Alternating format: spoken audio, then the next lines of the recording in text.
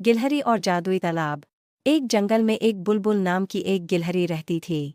वह बहुत चंचल और उछल कूद करती थी।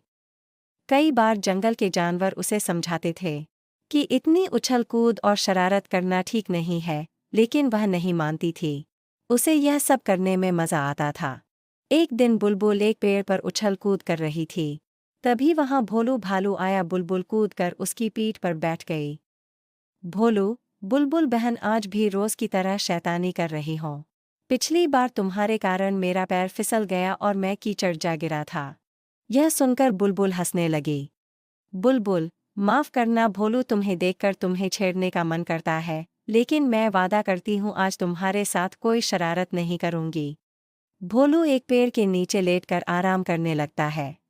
कुछ देर बाद बुलबुल की आवाज़ सुनकर उठ जाता है। बुलबुल, बचाओ बचाओ, मैं यहाँ पेड़ की डाल पर फंस गई। भोलू वहां पहुंचता है तो देखता है बुलबुल अपनी पूंछ के सहारे लटकी हुई है और कभी भी गिर सकती है। वह दौड़ कर जाता है और सभी जानवरों को बुला लाता है। बुलबुल, भाइयों मुझे बचा लो, मैं पेड़ पर चढ़ रही थी तभी दो टहनियों के बीच मेरी पूंछ फंस गई। कुछ देर बाद जिराफ वहां पहुंचता है। वह गिलहरी को पेड़ से छुड़ाकर नीचे रख देता है। बुलबुल सबका धन्यवाद करती है। भोलू, देख लिया शरारत करने का नतीजा। वादा करो आगे से कभी शरारत नहीं करूंगी। बुलबुल वादा कर लेती है। वह 2 दिन चुपचाप अपना खाना खाकर एक पेड़ पर बैठी रहती थी, लेकिन उसका मन बहुत उदास था। उसे तो उछल कूद करने में मजा आता था। एक दिन वह पेड़ पर बैठी थी तभी उसने देखा चंचल बंदर इस डाल से उस डाल पर कूद रहा था।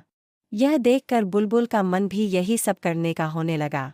अगले दिन उसने फैसला किया कि वह जंगल से दूर दूसरे जंगल में जाकर खेला करेगी, जिससे गांव वालों को उसकी शरारत के बारे में पता नहीं लगेगा।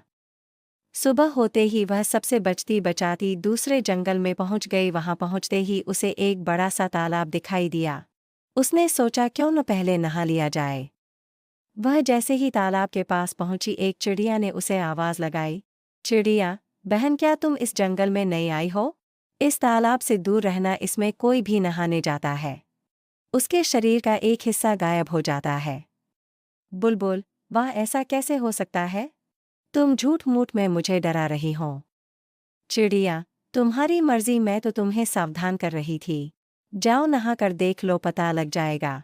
बुलबुल नहीं मानी। उसने तालाब में डुबकी लगा ली।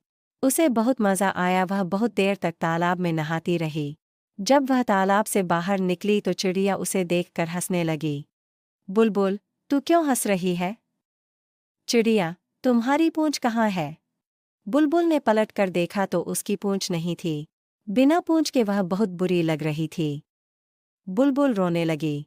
वह तालाब के पास जाकर उससे अपनी पूंछ वापस मांगने लगी। सुबह से शाम होने लगी लेकिन तालाब से पूंछ वापस नहीं मिली। हार कर बुलबुल वापस चलने लगी। तभी तालाब से आवाज आई। तालाब, यह जादुई तालाब है, तुम्हें चिड़िया ने मना किया था यहाँ नहाने के लिए, लेकिन तुम नहीं मानी, इसलिए तुम्हारी पूंछ चली गई। बुलबुल, मुझे माफ कर दो, अब मैं कभी किसी से बिना पूछे उसकी कोई चीज इस्तेमाल नहीं करूंगी। तालाब, अब तुम अपने जंगल में जाकर सब जानवरों से माफी मांगो और आज से शरारत करना बंद करो। जंगल में सबकी मदद करो, फिर धीरे धीरे तुम्हारी पूंछ वापस आ जाएगी। बुलबुल जंगल में वापस आ जाती है। अगले दिन सब बिना पूंछ की गिलहरी की हंसी उड़ाने लगते हैं। लेकिन बुलबुल बुरा नहीं मानती। वह सबसे माफी मांगती है। फिर वह सबकी मदद करने का वादा करती है। वह बरसात में चिड़िया के बच्चों के लिए दाना लाकर देती है। पेड़ से फल तोड़कर नीचे गिराती है, जिससे भोलू भालू उन्हें उठाकर खा सके।